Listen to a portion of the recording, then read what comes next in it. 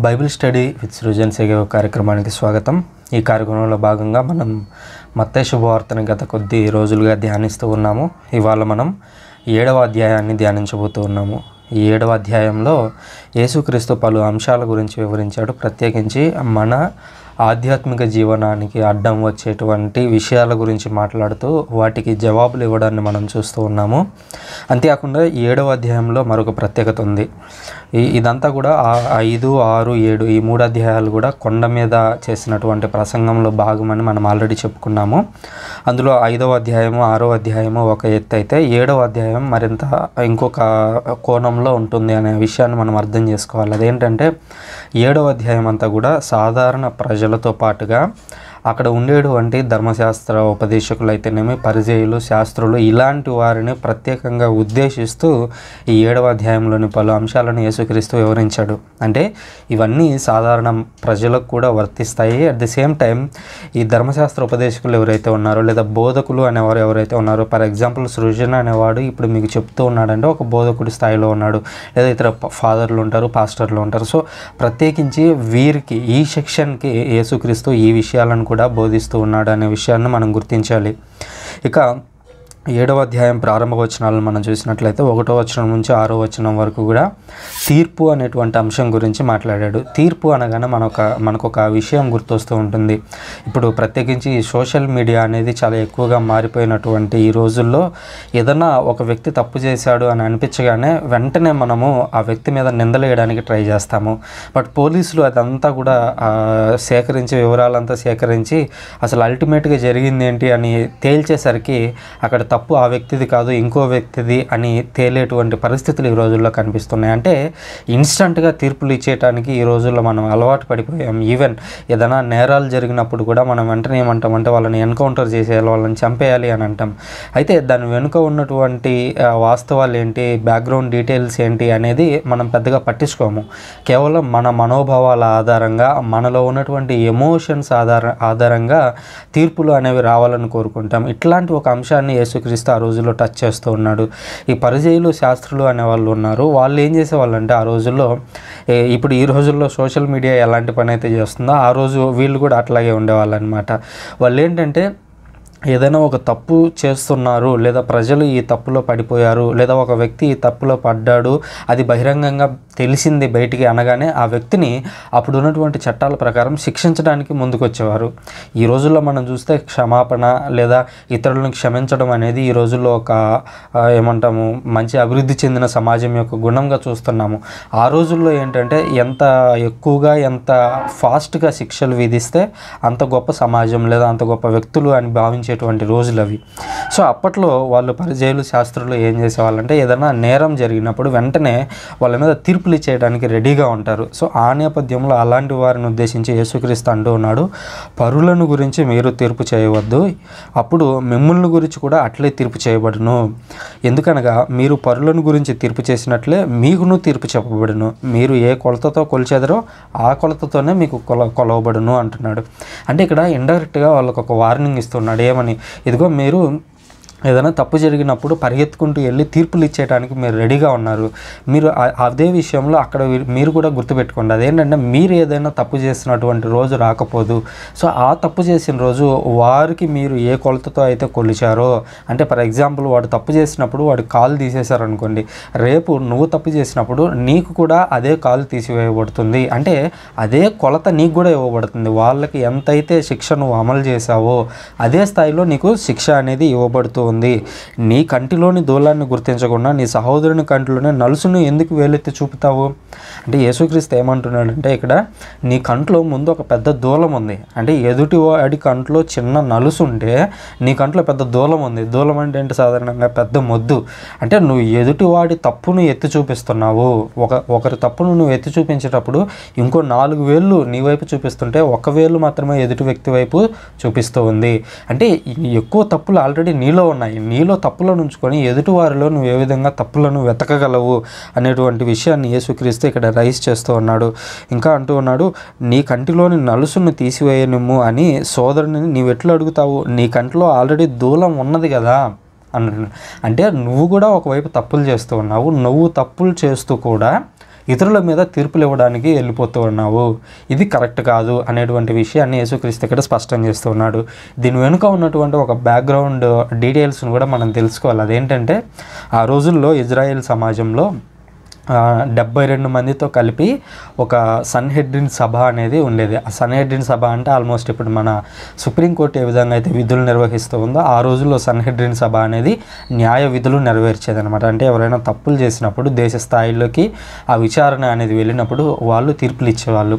అయితే ఆ న్యాయాధికారులకు ఒక ఎగ్జంప్షన్ ఉండేది. అదేంటంటే వాళ్ళు ఎవరికైనా తీర్పులు ఇచ్చేటప్పుడు అప్పుడు వారు తాము చేసినటువంటి పాపాలు లేదా తాము చేసినటువంటి వాటిని పరిగణలోకి తీసుకోకుండా ఓన్లీ ఎదుటి వ్యక్తి ఎవరైతే ఉన్నాడో వాడు చేసినటువంటి తప్పులకు మాత్రమే తీర్పు ఇవ్వాలి అని. అంటే సృజన్ అనేవాడు ఇప్పుడు తీర్పు తీర్చేటువంటి స్టేజ్లో ఇక్కడ చైర్లో నేను కూర్చొని ఉన్నాను, నా ఎదురుగా ఒక నిందితుడు ఉన్నాడు. సో ఆ నిందితుడికి నేను తీర్పు ఇవ్వాలి. తీర్పు ఇచ్చేటప్పుడు అంటే సృజన్ అనేవాడు కూడా ఇలాంటి తప్పు చేసి ఉండొచ్చు, లేదా నేను కూడా ఏదో ఒక తప్పు, ఇదనే కాదు బట్ నా లైఫ్లో నా వ్యక్తిగత జీవితంలో నేను ఏదో ఒక తప్పు చేసి ఉండొచ్చు. అప్పుడు ఇక్కడ ఉన్నటువంటి న్యాయస్థానంలో ఉన్నటువంటి ఆ న్యాయాధిపతికి ఉన్నటువంటి ఒక వెసులుబాటు ఏంటంటే నీ తప్పులను నువ్వు పరిగణనలోకి తీసుకోవాల్సిన అవసరం లేదు, ఎదుటివాడి తప్పులను మాత్రమే పరిగణనలోకి తీసుకొని వాటికి మాత్రమే నువ్వు శిక్ష వేయాలి అనేటువంటి ఒక నియమం అనేది ఆ రోజుల్లో వచ్చింది, లేదా ఆ రోజుల్లో వాళ్ళు తెచ్చుకున్నారు, ఎందుకంటే వాళ్ళు అధికారంలో ఉన్నారు కాబట్టి.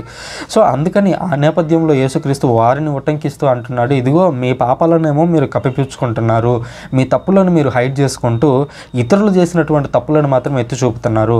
మీ కంట్లో ఆల్రెడీ పెద్ద దూలం ఉంది, ఎదుటివాడి కంట్లో నలుసు ఉంది. అంటే నలుసు అనేది చాలా చిన్నది, దూలం అనేది చాలా పెద్దది.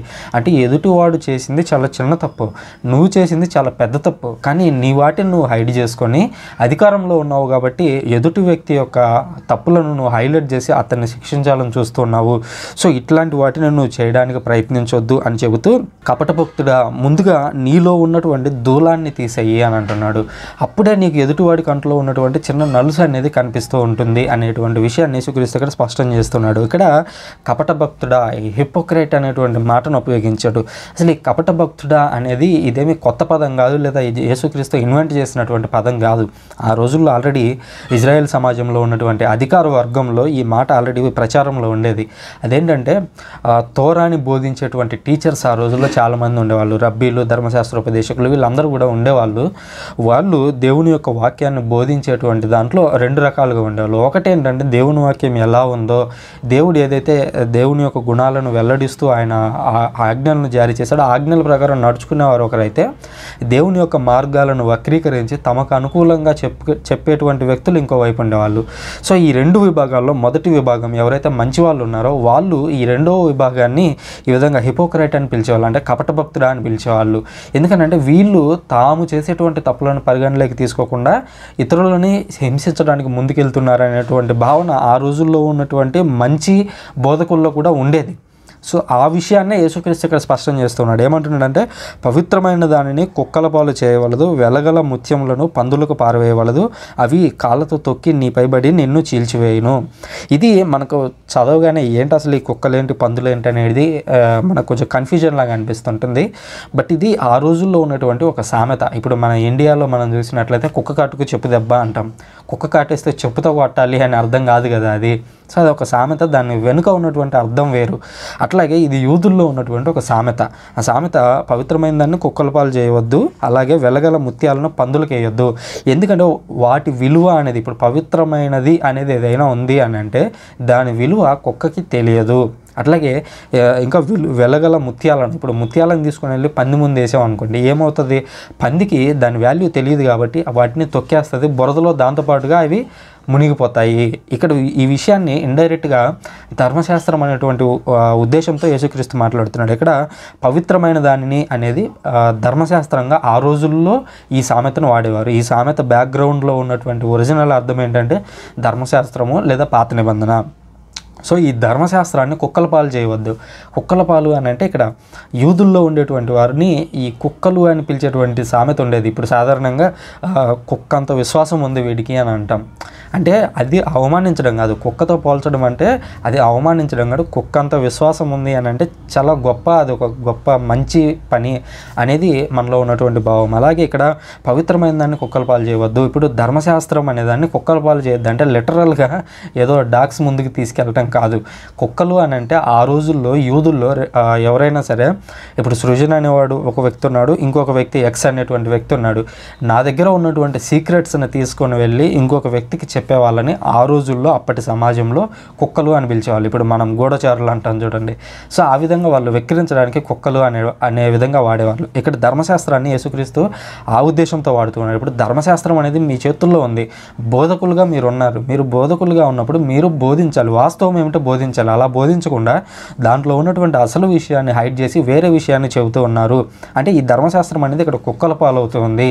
అంటే తమ సొంత భాష్యాలను లేదా ఉన్నటువంటి విషయాన్ని హైడ్ చేసి వేరే విషయాన్ని ప్రచారం చేసేటువంటి వారి వద్దకి ఇది వెళ్ళిపోయింది. కాబట్టి ఈ పవిత్రమైనది అనేది కుక్కల పాలు చేయవద్దు, ఆ కుక్కల పాలు అనేది కాకూడదు అనేటువంటి విషయాన్ని ఇక్కడ స్పష్టం చేస్తున్నాడు. అలాగే వెలగల ముత్యాలు అని అంటే ఈ ధర్మశాస్త్రంలో ఉన్నటువంటి ఆజ్ఞలు. ఈ ఆజ్ఞలు అనేవి మంచి వ్యక్తుల చేతుల్లో ఉన్నంత కాలం కూడా అవి వర్ధిల్లుతూ ఉంటాయి. ఎప్పుడైతే ఈ ఆజ్ఞలు లేదా చట్టాలు అనేవి చెడు వ్యక్తుల చేతుల్లోకి వెళ్తాయో వాళ్ళు ఆ సమాజాన్ని కంట్రోల్ చేయాలని ట్రై చేస్తారు. ఆ కంట్రోల్ చేసేటువంటి క్రమంలో అందులో ఉన్నటువంటి ఆజ్ఞలను ట్విస్ట్ చేసి చెప్పడం ప్రారంభిస్తారు. ఆ విధంగా దేవుని పట్ల ఉన్న భయాన్ని తమ పట్ల భక్తిగా మార్చుకుంటారు. ఈ రోజుల్లో మనం చాలా చోట్ల చూస్తూ ఉంటాం, అనేక దేశాల్లో ఇది మనం గమనిస్తూ ఉన్నాం. జాతీయత అనేటువంటి భావం అనేది ఒక పార్టీతో ముడిపడి ఉండదు, బట్ ఒక పార్టీతో ముడిపెట్టేటువంటి రోజులు ఈ రోజుల్లో వచ్చాయి. అంటే దాని అర్థం ఏమవుతుంది అని అంటే, ఎప్పుడైనా సరే ఒక అధికారంలో ఉన్నటువంటి వ్యక్తి చట్టాలను లేదా ఆజ్ఞలను తమకు అనుకూలంగా మార్చుకోవడానికి ప్రయత్నిస్తారు. సో ఇది ఇప్పటి నుంచి కాదు, మానవాళి ఎగ్జిస్టెన్స్లో ఉన్నప్పటి నుంచి కూడా ఇట్లాంటివి అనేవి జరుగుతూ ఉన్నాయి. కాబట్టి మీరు ఇతరుల మీద తీర్పు చేయడానికి మీరు ముందుకు రావద్దు, మీరు అట్లాంటి విషయాల పట్ల మీరు ఆసక్తి చూపించవద్దు. తీర్పు అనేది దేవుని యొక్క పని, దేవుడు తీర్పు తీరుస్తాడు, మీరు అనవసరంగా తీర్పు తీర్చవద్దు అనేటువంటి విషయాన్ని ఇక్కడ మనం గుర్తుంచుకోవాలి. అదేవిధంగా ఈ తీర్పు అనేటువంటి అంశాన్ని మనం భూలోకంలో జరుగుతున్నటువంటి తీర్పులతో పోల్చకూడదు. ఇప్పుడు ఉదాహరణకి మన ఇండియాలో చూస్తే జిల్లా కోర్టులు ఉంటాయి, జిల్లా కింది స్థాయిలో కోర్టులు ఉంటాయి, రాష్ట్ర స్థాయిలో కోర్టులు ఉంటాయి, దేశ స్థాయిలో సుప్రీంకోర్టు ఉంటాయి. ఈ సుప్రీంకోర్టులో ఇచ్చేటువంటి తీర్పులు బైబిల్లో చెప్పినటువంటి తీర్పు ఒకటేనా అంటే కాదు. ఇక్కడ ఉన్నటువంటి తీర్పులు ఏంటంటే, మనకు ఎప్పుడైనా అన్యాయం జరిగినప్పుడు, మనకు జరగాల్సినటువంటి హక్కులకి అన్యాయం అనేది జరిగినప్పుడు వాటిని సాధించుకోవడానికి మనం కోర్టులకు వెళ్తాం. యేసుక్రీస్తు మాట్లాడుతున్నది ఆ రోజుల్లో అప్పుడున్నటువంటి పరిస్థితులను బట్టే తప్ప ఇప్పుడు జరుగుతున్నటువంటి తీర్పులను, ఇప్పుడు యేసుక్రీస్తు మాట్లాడినటువంటి తీర్పులను రెండింటినీ కలగాపులగం చేయకూడదు అనేటువంటి విషయాన్ని గుర్తించాలి. ఇది పరుల మీద తీర్పు అనగా ఎదుటి వ్యక్తిలో నువ్వు తప్పులు వెతకడం కాదు, ముందు నీలో ఉన్నదాన్ని నువ్వు సరి చేసుకునేటువంటి విషయాన్ని యేసుక్రీస్తు ఇక్కడ స్పష్టం చేస్తున్నాడు. ఇక్కడ బైబిల్ స్టడీ కార్యక్రమాన్ని చూస్తున్నటువంటి వారికి ఒక చిన్న విషయం ఏంటంటే, బైబిల్ స్టడీలో మనం క్విజ్ అనేది కండక్ట్ చేస్తున్నాము. బట్ ఈ క్విజ్ అనే దాన్ని ప్రతి 5 చాప్టర్స్కి కలిపి ఒకేసారి నిర్వహించాలి అని ఒక కొత్త నిర్ణయం తీసుకున్నాను. ఇది ఎందుకనంటే ఒక్కడిని చేస్తూ ఉండడం వల్ల, ప్రతి అధ్యాయంలోనూ క్విజ్ నిర్వహిస్తూ ఉండడం వల్ల బాగా బర్డెన్ అయిపోతుంది. ఎక్కువ మంది సమాధానాలు పంపించడం, వాటిని చూడటం, మళ్ళీ నేను ప్రిపేర్ అవ్వటం, మళ్ళీ దీన్ని వీడియోలు చేయటం, నేనే ఎడిట్ చేయటం, ఇదంతా ఒక్కడనే చేయాలి కాబట్టి బాగా ఫుల్ బర్డెన్ అయిపోతుంది. అందువల్ల నేను ప్రతి 5 చాప్టర్స్కి ఒక క్విజ్ అనేది నిర్వహిస్తాను. అందులో ముగ్గురిని ఎంపిక చేసి, 3 విజేతలను ఎంపిక చేసి ప్రకటిస్తాను. ఇది ఒక చిన్న మార్పు గుర్తించాల్సిందిగా మనం. పరులపై తీర్పు అనేటువంటి అంశం తర్వాత యేసుక్రీస్తు మాట్లాడినటువంటి మరొక గొప్ప విషయం మూలధర్మము అనేటువంటి సైడ్ హెడ్డింగ్తో క్యాథలిక్ బైబిల్లో ఉంటుంది.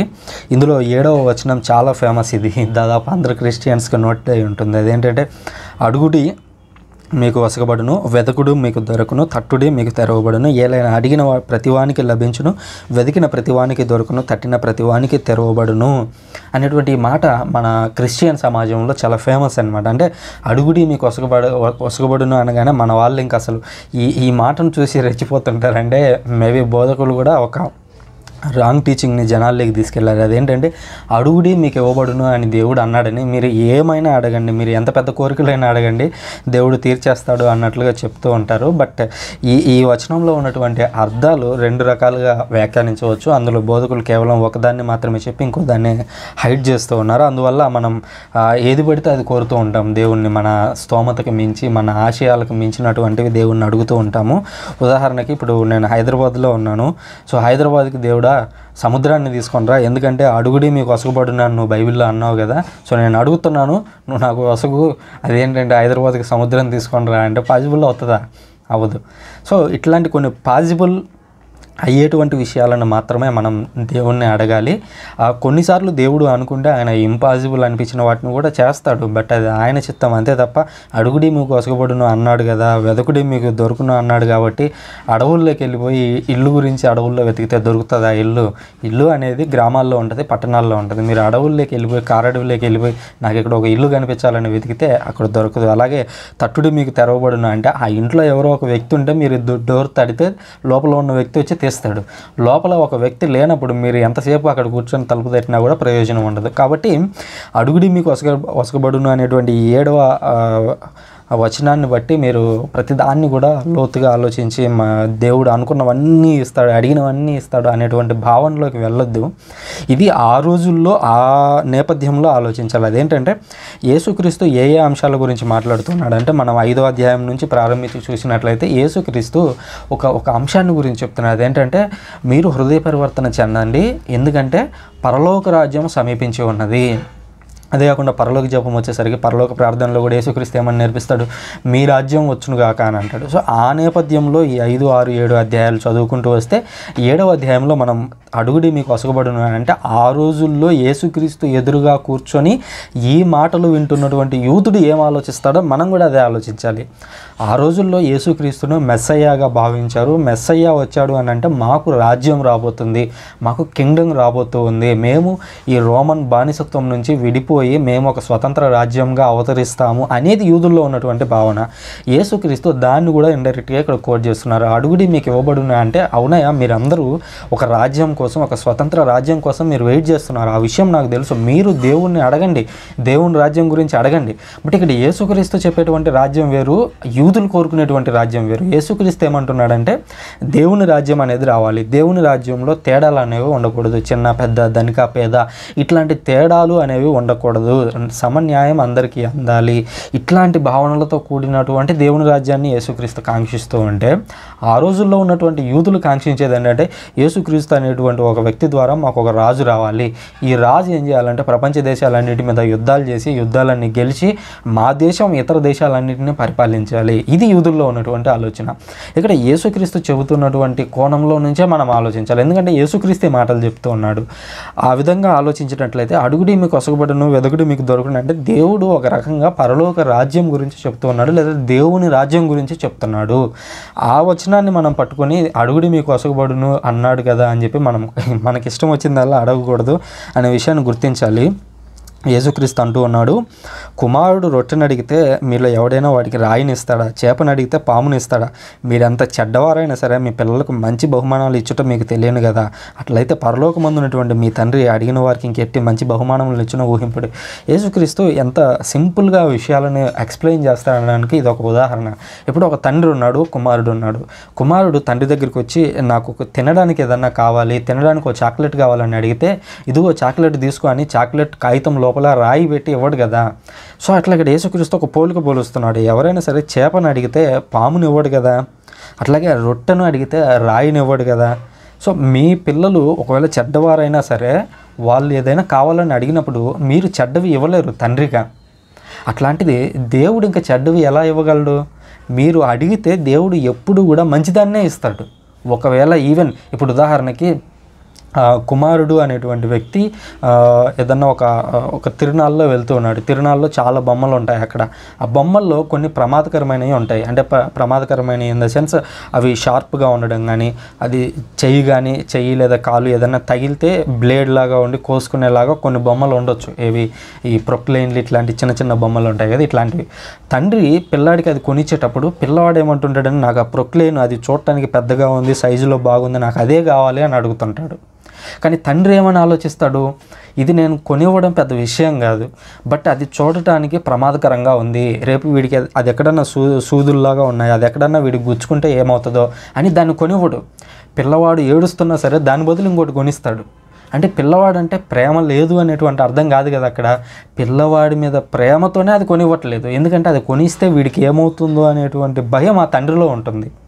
సో ఇక్కడ యేసుక్రీస్తు కూడా అదే అంటున్నాడు, మీరు అడిగిందల్లా దేవుడు ఇస్తాడు అనడానికి మనం లేదు. ఎందుకనంటే ఇప్పుడు ఫర్ ఎగ్జాంపుల్ నువ్వు ఉన్నట్టుండి ఒక 1,00,000 కోట్లు అడుగుతావు, నీకు 1,00,000 కోట్లు ఇవ్వడం దేవునికి పెద్ద పని కాదు. కానీ అక్కడ విషయం ఏంటంటే ఆ డబ్బు వల్ల నువ్వు ఇప్పుడు ఏదైతే మంచి జీవితం జీవిస్తున్నావో దానివల్ల నువ్వు చెడిపోతావేమో, అది మనకు తెలియదు, దేవునికి తెలుసు. కాబట్టి నీకు ఏది మంచిదో దేవునికి తెలుసు, కాబట్టి దేవుడు నీకు మంచిది ఎప్పుడు ఇవ్వడానికి ట్రై చేస్తాడు, అంటే నీకు హానికరం కానిది ఇవ్వడానికే ట్రై చేస్తాడు అనేటువంటి విషయాన్ని ఇక్కడ యేసుక్రీస్తు చెప్తున్నాడు. మీరు ఏదైనా అడిగితే ఇంకెంత మంచి వస్తువులను ఇస్తాడు. ఇప్పుడు ఆ ప్రొక్లైన్ అనేది 200, బట్ దాని పక్కన ఇంకొకటి ఉంది, అది పిల్లాడికి నచ్చలేదు కానీ దాని కాస్ట్ 500. తండ్రి 200 దాని బదులు 500 కొనిచ్చాడు. ఆ వాల్యూ పిల్లవాడికి తెలియదు, కానీ అది ఆ తండ్రికి తెలుసు. సో ఇక్కడ యేసుక్రీస్తు అదే చెప్తున్నాడు, మంచి వస్తువులను ఇవ్వడం మాత్రమే తండ్రికి తెలుసు అనేటువంటి విషయాన్ని యేసుక్రీస్తు ఇక్కడ చెప్తున్నాడు. అంతేకాకుండా ఇంకో మాట అంటున్నాడు, ఇతరులు మీకు ఏం చేయాలని మీరు కోరుకుంటారో దాన్ని మీరు ఇతరులకు చేయండి, ఇదే మోషే ధర్మశాస్త్రము ప్రవక్తల ప్రబోధము. ఇది పరిచయులకు శాస్త్రులకి ముందుగా చెప్తూ ఉన్నాడు అనేటువంటి విషయాన్ని మనం ఆల్రెడీ మాట్లాడుకున్నాము. ఇక్కడ ఎందుకని ఈ మాట అంటూ ఉన్నాడు అని అంటే, ఇతరులు మీకేం చేయాలని కోరుకుంటారో మీరు అదే ఇతరులకి చేయండి. ఎందుకనంటే అప్పుడు మాత్రమే మనము ఇతరులను ప్రేమించినట్లు అవుతుంది. ఇప్పుడు ఎదుటివారి నుంచి నేను ఎప్పుడు మంచిగా కోరుకుంటాను, ఎదుటివారి నుంచి నేను బహుమతులు మాత్రమే కోరుకుంటాను, ఇతరుల నుంచి నాకు ఎప్పుడు హాని జరగకూడదనే కోరుకుంటాను. సో అట్లాంటివి నువ్వు ఏవైతే కోరుకుంటావో నువ్వు అవి ఇతరులకు చేయాలి. నువ్వెవరికి హాని చేయకూడదు, నువ్వు అందరికీ మంచి చేయాలి, నువ్వు ఎవరిని బాధ పెట్టకూడదు. అంటే అది నీలో నుంచి మొదలవుతుంది అనేటువంటి విషయాన్ని ఇక్కడ యేసుక్రీస్తు బోధిస్తూ ఉన్నట్లుగా మనం చూస్తూ ఉన్నాము. ఆ తర్వాత యేసుక్రీస్తు మాట్లాడినటువంటి మరొక అంశము జీవద్వారము. ఇది 13-14 వచనాల్లో ఉంది. ఇక్కడ యేసుక్రీస్తు ఏమంటున్నాడంటే, ఇరుకైన ద్వారంలో గుండా ప్రవేశించడానికి ప్రయత్నించండి, ఎందుకంటే విశాలమైనటువంటి ద్వారము, సులభంగా ఉన్నటువంటి మార్గం వినాశనానికి చేర్చును, అనేకులు ఆ మార్గంపై నింతురు. జీవమునకు పోవు మార్గం ఇరుకైంది, మార్గం కష్టమైంది, కొలది మంది మాత్రమే ఈ మార్గమును కనుగొందురు.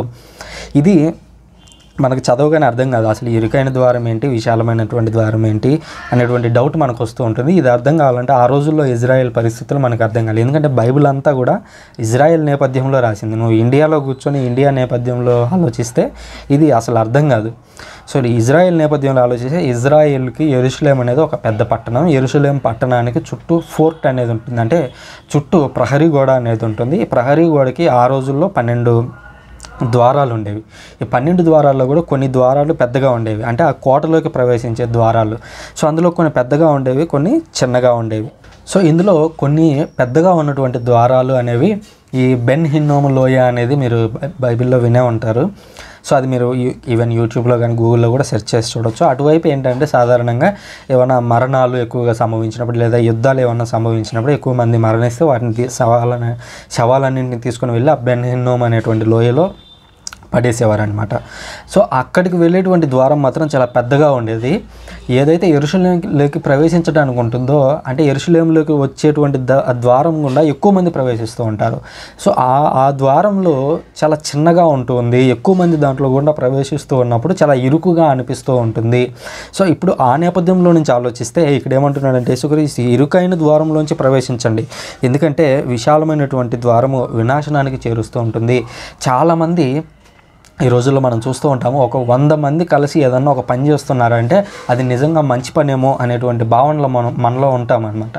ఒక్కోసారి ఒక్కడే ఒక దారిలో వెళ్తున్నాడు అనుకోండి, అది తప్పుడు దారేమో, ఆ ఒక్కడే వెళ్తున్నాడు కాబట్టి వాడు సక్సెస్ అవ్వచ్చు లేదు. కానీ 100 మంది వెళ్తున్నారు అని అంటే అక్కడ అందరూ అది మంచి దారేమో, అందులో మంచి ఆపర్చునిటీస్ ఉంటాయేమో అనుకుంటారు. దీనికి ఒక ఉదాహరణ, అంటే ఈ రాజశేఖర్ రెడ్డి ఉమ్మడి ఆంధ్రప్రదేశ్ను పాలించినటువంటి ఆ చివరి రోజుల్లో ఈ బీటెక్, అంటే బీటెక్ గురించి మీరు వినే ఉంటారు. అప్పట్లో ఈ బీటెక్ అనేది ఫ్రీగా, అంటే ఈ ఫీజు రియంబర్స్మెంట్ అది తీసుకురావడం వల్ల కొన్ని వందలాది మంది, వేలాది మంది, లక్షలాది మంది విద్యార్థులు వెళ్ళిపోయి బీటెక్లో జాయిన్ అవ్వడం ప్రారంభించారు. అప్పుడు తల్లిదండ్రులు కూడా ఏం ఆలోచించారంటే, ఓకే బీటెక్ అంటే చాలా మంచిదేమో, చాలామంది చేరుతున్నారేమో అనేటువంటి ఆశతో చాలామంది వెళ్ళిపోయి జాయిన్ అయిపోయారు. కానీ ఆ తర్వాత ఏమైంది, ఒక్క దెబ్బకి చాలామంది వెళ్ళిపోయి జాయిన్ అవ్వటం వల్ల ఉన్నటువంటి డిమాండ్ కంటే ఎక్కువ మంది రావటం వల్ల ఉద్యోగాలు అనేవి తక్కువైపోయాయి. ఆ బీటెక్ మీద ఉద్యోగాలు అనేవి రానటువంటి పరిస్థితుల్లో వివిధ రకాల జాబ్స్లోకి వెళ్ళిపోవడం మనం చూసాము. ఈవెన్ నేను కూడా బీటెక్ చేశాను. చేసేటువంటి పని ఏంటంటే జర్నలిస్ట్. సో దానికి దీనికి సంబంధం ఉందా అంటే లేదు. ఎందుకు లేదు అని అంటే అప్పుడు ఉన్నటువంటి పరిస్థితులు వేరు. మేము ఒకదానికోసం ఆశించి జాయిన్ అయ్యాము. బట్ బయటకు వచ్చేసరికి ఇతరులతో పోలిస్తే అంటే టాప్ 10లో టాప్ 15లో ఉన్న వాళ్ళు ఈజీగా సెలెక్ట్ అయిపోయేవారు. నేను యావరేజ్ స్టూడెంట్ని. సో నేను సెలెక్ట్ కాలేకపోయాను. అల్టిమేట్గా వేరే రంగంలోకి ఎంటర్ కావాల్సింది. ఇక్కడ విషయం ఏంటంటే మనము విశాలమైనటువంటి మార్గం అనుకుంటాం. చాలామంది అందులో వెళ్తూ ఉన్నారు కాబట్టి అది రైట్ ఏమో అనేటువంటి మార్గంలో మనం వెళ్తాము. ఇది వచ్చేవరకు నాలాగా జర్నలిస్ట్ అయి కూర్చుంటారు అనమాట. సో ఇక్కడ విషయం ఏంటి అని అంటే ఇరుకైన ద్వారంలో ప్రవేశించండి. నువ్వు ఒక్కడివే ఉంటావే మా కోర్సులో. నువ్వు ఒక్కడివే ఉన్నప్పుడు ఏమవుతుంది? నువ్వు విజయం సాధిస్తావు. అట్లాగే ఇరుకైనటువంటి ద్వారంలో వెళ్ళడానికి ప్రయత్నించండి. ఎందుకనంటే అది మిమ్మల్ని పరలోకానికి చేర్చవచ్చు. అంటే అది మంచి మార్గం అవ్వచ్చు. ఇరుకైంది అది మంచిదే కాబట్టి అందులో కష్టాలు ఇరుకు అయినటువంటి మార్గం అంటే ఇదిగో మీరు ఆ ద్వారంలోంచి వెళ్తూ ఉంటే చేతులు కాళ్ళు గీక్కుపోతూ ఉంటాయి. సో అట్లాంటి ఒక కష్టమైనటువంటి మార్గం ద్వారా మీరు వెళ్తే దేవుని మార్గంలోకి వెళ్తారు, దేవుని యొక్క రాజ్యంలోకి ప్రవేశిస్తారు. బట్ మీరు ఎప్పుడైతే విశాలమైనటువంటి మార్గంలోకి వెళ్తారో, ఎక్కువ మంది ఫాలో అవుతున్నారు కదా అని మీరు దాంట్లోకి వెళ్తారో అది మిమ్మల్ని వినాశనానికి చేర్చవచ్చు. కాబట్టి ఇరుకైన మార్గంలోనే ప్రయాణించడానికి ప్రయత్నించండి అనేటువంటి విషయాన్ని యేసుక్రీస్తు ఇక్కడ బోధిస్తూ ఉన్నట్లుగా చూస్తున్న. జీవమునకు పోవు మార్గం ఇరుకైంది. సో దేవుని దగ్గరికి వెళ్ళాలి అని అంటే అది చాలా ఇరుకైంది. అనేకమైనటువంటి నియమాలు నిబంధనలతో కూడుకున్నది. సో దాంట్లోకి వెళ్ళడానికి చాలామందికి అవకాశం దొరకదు. కాబట్టి మీరు ఆ మార్గంలోనే వెళ్ళడానికి ప్రయత్నించండి అని చెబుతున్నాడు. కొద్దిమంది మాత్రమే ఈ మార్గాన్ని కనుగొంటారు అని కూడా యేసుక్రీస్తు చెప్పడం మనం చూస్తూ ఉన్నాము. ఆ తర్వాత 15 వచనాల నుంచి 20 వచనం వరకు చూసినట్లయితే కపట ప్రవక్తలను గురించి యేసుక్రీస్తు మాట్లాడుతూ ఉన్నాడు. ప్రాఫెట్ అంటే ఏంటి అనేది మనం అర్థం చేసుకోవాలి. ప్రాఫెట్ అనేది సాధారణంగా గ్రీక్ వర్డ్ ప్రోఫెటెస్ అనేటువంటి 2 పదాల నుంచి ప్రాఫెట్ అనేటువంటి పదం వచ్చింది. సో ప్రో అంటే ఒకరి తరపున అనేటువంటి అర్థం ఉంది. అలాగే ఫెటెస్ అంటే మాట్లాడటం. ఒకరి తరపున మాట్లాడేటువంటి వ్యక్తినే ప్రవక్త అని పిలుస్తూ ఉంటాము. దేవుని తరపున మాట్లాడే వాళ్ళని ప్రవక్తలు అని చెబుతూ ఉంటాము. సో ఇక్కడ కపట ప్రవక్తలు అని అన్నాడు అని అంటే జస్ట్ ప్రవక్తలు లేదా అబద్ధ ప్రవక్తలు ఉండొచ్చు. అబద్ధ ప్రవక్తలు అంటే దేవుని తరపున లేకుండా దేవుని తరపున ఉన్నాము అని చెప్పడం. ఇక్కడ కపట ప్రవక్తలు ఇదే అబద్ధ ప్రవక్తలు అంటే దేవుని తరపున ఉన్నాము అని చెప్పుకుంటూ దేవుని నుంచి సందేశాలను కాకుండా తమ సొంత సందేశాలను వినిపించే వారి గురించి యేసుక్రీస్తు చెప్పబోతున్నాడు అనేటువంటి విషయాన్ని మనం ఇక్కడ అర్థం చేసుకోవాలి. యేసుక్రీస్తు అంటున్నాడు 15వ వచనంలో, కపట ప్రవక్తలను గురించి జాగ్రత్త పడుడు.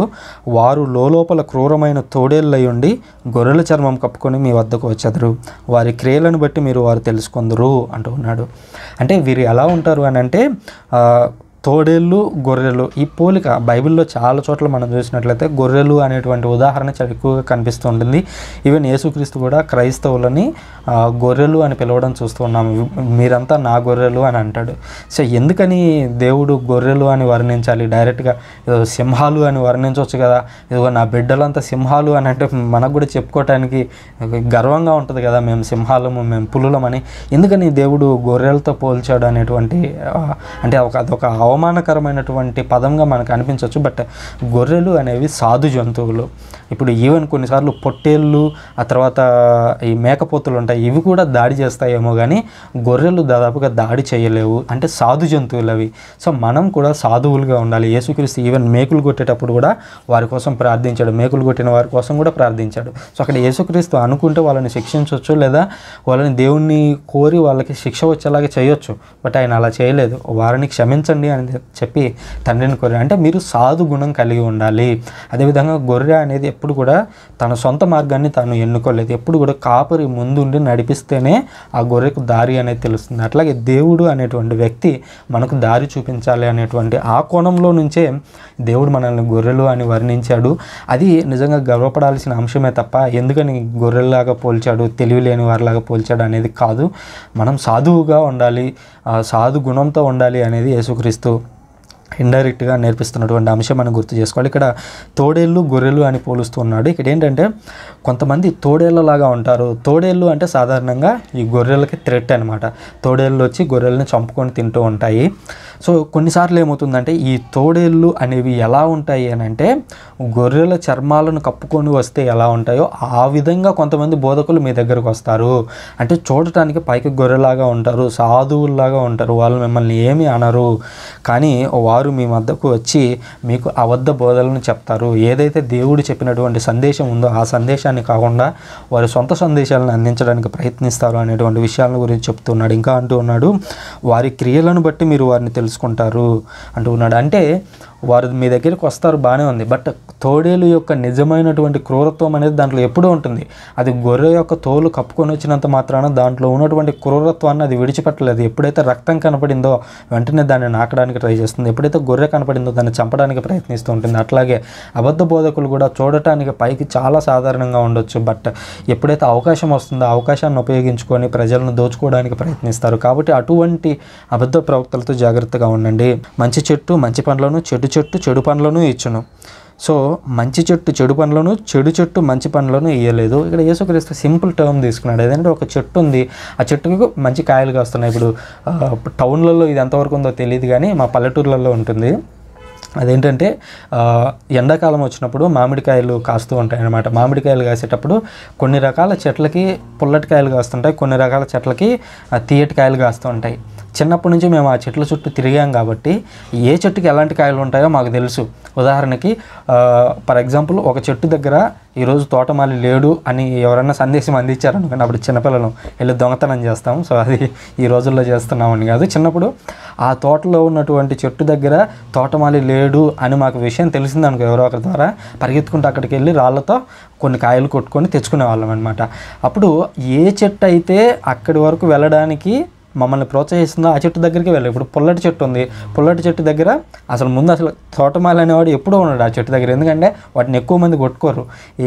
ఎవరైతే ఈ పచ్చడి చేసుకోవాలనుకుంటారో, మామిడికాయ పచ్చడి ఊరగాయ పెట్టుకుంటారు కదా, సో వాళ్ళు మాత్రమే వాటిని వెళ్ళి కోసుకొచ్చుకుంటారు, వాటిని ఎవరు అడ్డగించరు. బట్ ఈ తీయటి మామిడికాయలు ఏవైతే ఉన్నాయో అక్కడ ఎప్పుడు కూడా తోటమాలి ఉండేవాడు, ఎప్పుడో ఒకసారి మిస్ అయ్యేవాడు. అట్లా మిస్ అయినప్పుడు మాకు తెలిసిందనుకోండి, వెంటనే వెళ్ళి వాటి కోసం కష్టపడేవాళ్ళం. సో ఇప్పుడు విషయం ఏంటంటే ఈ ఒక చెట్టు మంచిదా చెడ్డదా అనేది ఆ చెట్టు పండ్లను బట్టి తెలుస్తూ ఉంటుంది. సో అట్లాగే ఒక వ్యక్తి మంచివాడా కాదా, ఒక ప్రవక్త మంచివాడా కాదా అనేది అతని క్రియలను బట్టి తెలిసిపోతుంది. ఇప్పుడు సృజ అనేవాడు మీకు మంచి మాటలు చెప్తున్నాడు, బాగానే ఉంది, బట్ వాడు ఒరిజినల్ క్యారెక్టర్ ఏంటి? ఇప్పుడు నాకు అవకాశం దొరకగానే నేను ఇతరులను మోసం చేసేటువంటి రకం అనుకోండి, ఒక అవకాశం దొరకగానే ఇతరులను హింసించేటువంటి గుణం నాలో ఉందనుకోండి, అప్పుడు నేను ఇన్ని మాటలు మీకు చెప్పినా దానివల్ల ప్రయోజనం ఉంటుందా? ఉండదు అనేటువంటి విషయాన్ని మనం ఇక్కడ గుర్తుంచుకోవాలి. సో మంచి చెట్లను ఈయన ప్రతి చెట్టును నరికి మంటలో పడవేయుదురు, కావున వారి ఫలముల వలన మీరు వారు తెలుసుకోగలుగుతారు. కాబట్టి అల్టిమేట్గా లాస్ట్కి ఏమవుతుందంటే ఏదైతే మంచి చెట్లను ఇవ్వలేదో అటువంటివన్నీ కూడా పెరిష్ చేయబడతాయి, అటువంటివన్నీ కూడా తొలగించబడతాయి. అయితే వారి ఫలాలను బట్టి మీరు తెలుసుకోండి. అబద్ధ ప్రవక్త ఉన్నాడు అని అంటే వాడిలో మంచి గుణాలు ఉండవు, పైకి కనిపించడానికి శాంతి, సహనం, ప్రేమ, జాలి, దయ ఇట్లాంటి గుణాలను బయటికి చూపించవచ్చు, బట్ కొన్ని క్షణాలు ఉంటాయి, ఆ క్షణాల్లో వాడు వాటిని బయటికి చూపించకుండా ఉండలేడు, చూపిస్తాడు ఏదో ఒక క్షణంలో. సో అట్లాంటి సమయాల్లో మీరు అటువంటి అబద్ధ ప్రవక్తలను పట్టుకోండి, వారిని అనుసరించకుండా వారి నుంచి దూరంగా వెళ్ళేందుకు ప్రయత్నించండి అని చెప్పడం మనం చూస్తూ ఉన్నాము. ఆ తర్వాత 21వ వచనం నుండి 23వ వచనం వరకు కూడా యేసుక్రీస్తు తిరస్కారం అనేటువంటి అంశం గురించి మాట్లాడుతున్నాడు. ఇక్కడ ఏంటంటే ప్రభు అని నన్ను సంబోధించే ప్రతివాడు పరలోక రాజ్యంలో ప్రవేశింపడు, కానీ పరలోకమందలి నా తండ్రి చిత్తానుసారంగా వర్తించువాడే పరలోక రాజ్యంలో ప్రవేశించును. ఇక్కడ యేసుక్రీస్తు ఏమంటున్నాడంటే ఈ రోజు నన్ను చాలామంది ప్రభు అని పిలుస్తూ ఉన్నారు, బట్ మీరు అందరూ పరలోకానికి వస్తారని కాదు. ఎందుకనంటే యేసుక్రీస్తు దగ్గరకు వస్తున్నటువంటి కొంతమంది బోధకులు కూడా, పరిచయులు, ధర్మశాస్త్ర ఉపదేశకులు అయితేనేమి, సద్దుశీయులు అయితేనేమి, వీళ్ళందరూ కూడా నేను ఈ విధంగా చేద్దాం అనుకుంటున్నాను, ఇది చేద్దామా వద్దా అని డౌట్స్ నా దగ్గరకు వచ్చి అడుగుతున్నారు, బాగానే ఉంది, బట్ మీరు నన్ను ప్రభు అన్నంత మాత్రాన మీరు పరలోకానికి రారు అంటే ఇండైరెక్ట్గా ఆ రోజుల్లో ఉండేటువంటి ఒక దీన్ని మంచి సంప్రదాయం చెడు సంప్రదాయం అని తెలియదు, కానీ అదేంటంటే ఒక వ్యక్తి దేవుని యొక్క మాటల గురించి చెప్తూ ఉన్నాడంటే అతను అయితే నిజం చెప్తుండాలి లేదా అబద్ధం చెప్తూ ఉండాలి. సో ఈ రెండింటినీ తెలుసుకోలేనటువంటి బోధకులు ఏం చేసేవారంటే, సరే ఆయనతో మంచిగా ఉండటం ఎందుకు లేదా చెడుగా ఉండటం ఎందుకు, ఎల్లు ఒక రాయి వేసేస్తే పోద్ది, ఏమని ఇదిగో ఆ శిలువ మీద ఒక దొంగ అంటాడు చూడండి, ప్రభు ఈరోజు నువ్వు పరలోకంలోకి వెళ్ళినప్పుడు నన్ను జ్ఞాపకం చేసుకో అన్నట్లుగా ఇక్కడ ఉన్నటువంటి కొంతమంది అప్పట్లో ఉన్నటువంటి బోధకులు ఏం చేసేవారంటే యేసుక్రీస్తు దగ్గరికి వచ్చి, ఇదిగో ప్రభు నేను నీ మాటలను అంగీకరిస్తున్నాను, సో ఇది ఏదైతే నువ్వు చెబుతూ ఉన్నావో అదంతా బాగానే ఉంది ప్రభు అన్నట్లుగా ఏమంటాము, ఒక రకంగా చెప్పాలంటే సోపేస్తున్నారనమాట. సో ఇట్లాంటి బ్యాచ్ కూడా ఆ రోజుల్లో ఉండేది.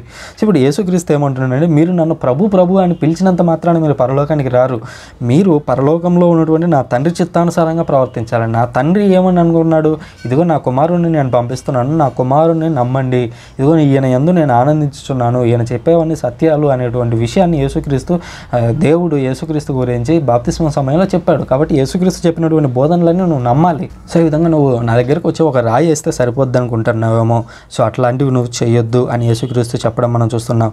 ఇదిగో ప్రభు ఆ రోజున నీ నామంనే కదా మేము అద్భుతాలు చేసింది, ప్రవచనాలు ప్రవచించింది, అదేవిధంగా విశేషాలను త్రోలింది అని మీరు నాతో చెప్తారు. కానీ నేను వారితో, దుష్టులారా నా నుండి తొలగిపోండు, నేను మిమ్మల్ని ఎరుగను అని నిరాకరిద్దును. ఒకవేళ నువ్వు ఈరోజు యేసుక్రీస్తు అనుసరించవచ్చేమో, యేసుక్రీస్తు నామంలో అద్భుతాలు చేయవచ్చేమో, యేసుక్రీస్తు గురించి ప్రచురం చేయవచ్చేమో, బట్ నువ్వు అదంతా ఒక ఆప్షనల్గా పెట్టుకొని చేసినట్లయితే, అంటే దేవుని యొక్క మాటలను, యేసుక్రీస్తు యొక్క మాటలను నువ్వు 100% నమ్మకుండా, సరే ఏదో చెప్పి చూద్దాం ఏదైతే అది అవుతుంది అన్నట్లుగా నువ్వు ఒక రాయి వేస్తావేమో, బట్ అట్లా రాయి వేయడం అనేది కుదరదు అనేటువంటి విషయాన్ని యేసుక్రీస్తు ఇక్కడ స్పష్టం చేస్తూ ఉన్నాడు. కాబట్టి మీరు ఏదైనా దేవుని విషయాల్లో నమ్మాలి అని అనుకుంటే మీరు 100% మనసుతో నమ్మడానికి ప్రయత్నించండి, అంతే తప్ప ఏదో ఒక రాయి వేద్దాము అయితే పరలోకానికి పోతాం లేకపోతే లేదన్నట్లుగా రెండు పడవల మీద కాలు వేసి నడిచేటువంటి ప్రయత్నం ఎప్పుడు కూడా చేయొద్దు అనేటువంటి విషయాన్ని మీకు ఇక్కడ స్పష్టం చేస్తూ ఉన్నాను. ఇక 7వ అధ్యాయంలో యేసుక్రీస్తు మాట్లాడుతున్నటువంటి చివరి అంశం ఏంటంటే రాతి పునాది, ఇసుక పునాది. ఇది 24వ వచనం నుంచి 29వ వచనం వరకు ఉంది. ఇక్కడ గమనించినట్లయితే, నా బోధలను ఆలకించి పాటించు ప్రతివాడు రాతి పునాదిపై తన ఇల్లు కట్టుకొని ఉన్నటువంటి బుద్ధిమంతుని పోలి ఉన్నాడు. జడివానలు కురిసినా, వరదలు వెల్లువలై పారినా కూడా, లేదా పెనుగాలులు వీసినా సరే ఆ రాతి పునాది మీద నిర్మించబడినటువంటి ఇల్లు అనేది చాలా స్ట్రాంగ్గా ఉంటుంది, అది కూలిపోలేదు. బట్ అలా కాకుండా ఎవరైతే ఉంటారో వారు ఇసుకలో ఇల్లు కట్టుకున్నట్లే. ఇది మనం ఇంతకు ముందే మాట్లాడుకున్నటువంటి తిరస్కారం అనేటువంటి అంశానికి కొనసాగింపుగా యేసుక్రీస్తు మాట్లాడుతున్నాడు. అదేంటంటే, ఇదిగో ఒక రాయి వేసి ట్రై చేద్దాము అంటే, దేవుని యొక్క మాటలను నువ్వు అనుసరించట్లేదు, నువ్వు నమ్మట్లేదు. బట్ ఎందుకు వచ్చిన గొడవ? యేసుక్రీస్తు ఒకవేళ నిజంగానే దేవుడి నుంచి వస్తే మనం ఒక రాయి వేసి పెట్టుకుందాము, ప్రభు ఇదిగో నీ నామంలో మేము బోధించాము అని చెప్పుకోవడానికి ఉంటుందేమో అన్నట్లుగా ఆ రోజు బోధకుల్లో చేస్తూ ఉన్నారు. అందుకని యేసుక్రీస్తు అంటూ ఉన్నాడనమాట, ఎవరైతే నా మాటలను నమ్మి నా మాటల మీద తన యొక్క జీవితాన్ని నిర్మించుకుంటాడో వాడు ఎలాంటి వాడంటే, రాతి మీద ఇంటిని కట్టుకున్నవాడు. రాతి మీద ఇల్లు అని అంటే వెంటనే మనకు యెరూషలేం పట్టణం గుర్తు రావాలి. అదేంటంటే కొండ మీద కట్టారనమాట. సో ఆ యెరూషలేం నగరం అనేది చాలా స్ట్రాంగ్గా ఉంది. ఎటువంటి వరదలు వచ్చినా, ఎంత పెద్ద గాలి వచ్చినా, ఎంత పెద్ద యుద్ధాలు వచ్చినా కూడా స్ట్రాంగ్గా నిలబడింది అనేటువంటి అంశాల గురించి ఇక్కడ యేసుక్రీస్తు మాట్లాడారు. అట్లా కాకుండా విలేజెస్ ఉంటాయి. ఆ యెరూషలేం పట్టణం కాకుండా దానికి దూరంగా ఉన్నటువంటి విలేజెస్ చూసినట్లయితే వేరే దేశాల వాళ్ళు దాడి చేయడానికి వచ్చినప్పుడు మొట్టమొదటిగా ప్రభావితం అయ్యేది ఈ విలేజెస్సే. సో దాన్ని ఇసుకతో పోలుస్తూ ఉన్నాడు అనేటువంటి అంశాన్ని మనం ఒకటి గుర్తించాలి. ఏ చిన్న యుద్ధం వచ్చినా కూడా ఆ విలేజెస్ అనేవి ఇతర రాజుల చేతుల్లోకి వెళ్ళాయి. బట్ యెరూషలేం నగరం అనేది కూడా ఎప్పుడు స్ట్రాంగ్గా ఉండేది, ఎందుకంటే దాని చుట్టూ ఒక ఫోర్ట్ ఉంది. సో అట్లాగే మీరు కూడా ఎలా ఉండాలంటే, మీరు నా మాటలను నమ్మి నేను చెప్పినటువంటి అంశాల మీద బేరీజు వేసుకొని మీరు స్ట్రాంగ్గా ఒక పునాది వేసుకున్నట్లయితే మీరు యెరూషలేం పట్టణంలాగా ఎల్లప్పుడూ నిలిచి ఉంటారు. ఒకవేళ అట్లా కానట్లయితే అదిగో ఆ గ్రామాల్లాగా ఎవరైనా సరే శత్రువు అనేటువంటి వ్యక్తి దాడి చేసినప్పుడు మీరు వెంటనే పడిపోతారు అనేటువంటి విషయాన్ని ఇక్కడ యేసుక్రీస్తు చెప్తున్నాడు. ఆ తర్వాత అంటే ఆ పతనం చాలా ఘోరమైంది అని అంటున్నాడు. పతనం చాలా ఘోరమైంది ఎందుకనంటే, ఒక గ్రామంలోకి వచ్చారు అని అంటే శత్రువులు ఆ గ్రామాన్ని మొత్తం సమూలంగా నాశనం చేసేస్తారు. అందులో ఉన్నటువంటి స్త్రీలను నాశనం చేసేస్తారు, పురుషులని కత్తులతో చంపేస్తారు, వాళ్ళ ఇళ్ళకి నిప్పులు పెట్టి చంపేస్తారు. ఆ రోజుల్లో ఉండేది యుద్ధాలు చేసినప్పుడు ఈ పరిస్థితులన్నీ. సో అంత పతనం అనేది చాలా ఘోరంగా ఉంటుంది. అట్లాగే మీరు దేవుని యొక్క విశ్వాసంలో మీరు స్థిరంగా నిలబడకపోతే ఏమవుతుందంటే, మీకు కష్టాలు వచ్చినప్పుడు మీరు కంప్లీట్గా దేవునికి దూరంగా జరిగిపోయి డిప్రెషన్కు గురైపోయి అనేక రకమైనటువంటి మానసిక ఆందోళనకు మీరు గురవుతూ ఉంటారు. కాబట్టి మీరు అట్లా గురి కాకూడదు అని అంటే మీరు స్ట్రాంగ్గా ఉండాలి దేవునిలో అనేటువంటి విషయాలను గురించి యేసుక్రీస్తు ఇక్కడ మాట్లాడుతూ ఉన్నాడు. ఇక 28వ వచనంలో అంటూ ఉన్నాడు, అంతటా యేసు తన బోధనలను ముగింపగా ఆ జనసమూహంలో ఆయన బోధకు ఆశ్చర్యపడ్డారు. ఎందుకంటే వారు ఆయన ధర్మశాస్త్ర బోధకుల వలె కాక అధికారం గలవాడు కలవానిలాగా యేసుక్రీస్తు బోధించాడు. ఇప్పుడు ఈ కొండ మీద ప్రసంగం అనేది ఈ బోధతో ముగిసిందనమాట. అప్పుడు యేసుక్రీస్తు బోధనలు ముగించి అప్పుడు ఈ ప్రజలందరూ కూడా ఆశ్చర్యపోతున్నారు అంట. ఎందుకనంటే యేసుక్రీస్తు అంటూ ఉన్నాడు, ఇదిగో నేను మీతో చెప్పేది ఏంటంటే ధర్మశాస్త్రంలో ఇలా ఉంది, కానీ నేను మీతో చెప్పేది ఏంటంటే, అప్పుడు అధికారాన్ని ఉపయోగిస్తూ ఉన్నాడు అనేటువంటి విషయాన్ని గుర్తించాలి. ఈ మాటను మీరు బాగా గుర్తుపెట్టుకోండి, ఎందుకంటే రాబోయేటువంటి అధ్యాయంలో కూడా ఈ అధికారం అనేటువంటి ఆలోచనతోనే మనం రాబోయేటువంటి మరో 2-3 అధ్యాయాలని ధ్యానించబోతూ ఉంటాము. కాబట్టి తన బోధనలు ముగించిన తర్వాత 29వ వచనంలో ఏలైనా వారి ధర్మశాస్త్ర బోధకుల వలె కాక అధికారము కలవానిలాగా యేసుక్రీస్తు బోధించను అనేటువంటి అంశంతో మత్తయ్య గారు ఈ మాటను ముగించారు. అంటే అధికారం అనేటువంటి మాట ఇక్కడ ఉపయోగించాడు అని అంటే రాబోయేటువంటి అంశాల్లో ఈ అధికారం అనేటువంటి మాట కీలకంగా మారబోతుంది అనేటువంటి విషయాన్ని ఇండైరెక్ట్గా మత్తయ్య గారు మనకి నేర్పించబోతూ ఉన్నారు. సో ఇది 7వ అధ్యాయం యొక్క వివరణ. ఇందులో మీరు ఏవైనా కొత్త విషయాలు నేర్చుకుంటే తప్పకుండా కామెంట్ ద్వారా తెలియజేయండి. అది నాకు మరింత ఉత్సాహాన్ని ఇస్తుంది. మీకు మరింత లోతుగా వివరించడానికి నాకు ఉత్సాహం వస్తుంది అనేటువంటి విషయాన్ని మీకు మరొకసారి గుర్తు చేస్తూ ఉన్నాను. మీకు ఇందులో ఏమైనా డౌట్స్ ఉన్నట్లయితే మీరు ఖచ్చితంగా కామెంట్ బాక్స్లో రాయండి. వాటికి నేను సమాధానాలు ఇచ్చేటువంటి ప్రయత్నం చేస్తాను. Thank you very much. Bye.